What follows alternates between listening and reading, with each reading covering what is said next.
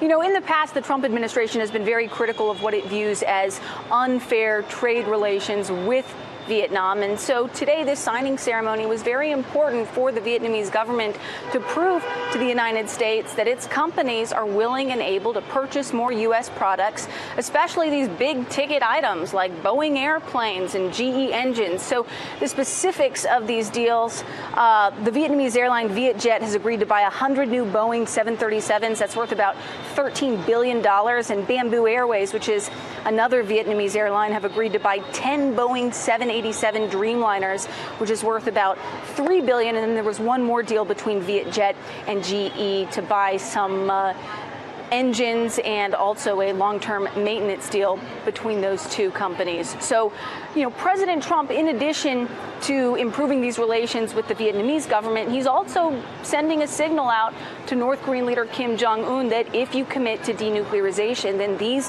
are the kinds of trade deals and goods that your country someday could enjoy once the North Koreans were able to improve their own economy. Now, the next time that you see President Trump on camera today is going to be at another meeting with Vietnamese officials. He's going to be meeting with the Vietnamese Prime Minister for a working lunch, along with an expanded delegation. We know in that previous meeting, at that signing ceremony, we saw the National Security Advisor, John Bolton, the Secretary of State, Mike Pompeo, the White House Press Secretary, Sarah Sanders.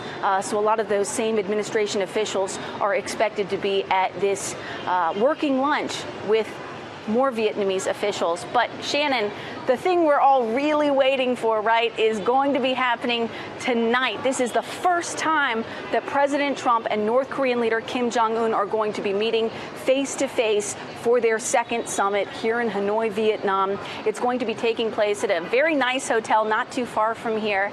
They're going to be sitting down at actually, they're going to be arriving at this hotel at around 6:30 a.m. Eastern time, 6:30 p.m.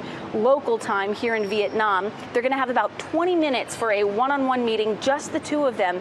Then they're going to open it up. The dinner is going to have, each of them are going to select two guests, and President Trump has selected Secretary of State Mike Pompeo and his acting Chief of Staff Mick Mulvaney to attend this dinner. The dinner is expected to last about 90 minutes, and so that's really going to give them a chance to kind of break the ice before the big formal meetings, which are taking place tomorrow. And Shannon, we still do not know for sure where that big bilateral meeting, the working lunch, and the expanded meetings are going to be taking place tomorrow. That's still a closely guarded secret among the North Koreans and White House officials, but we're certainly all going to be watching it. And you know, Shannon, what happened here today is really going to be, it's going to provide the pictures for the pitch that President Trump is going to be making to North Korean leader Kim Jong Un, that if you denuclearize, you can have the kind of economy that Vietnam has enjoyed over the last few years. Shannon.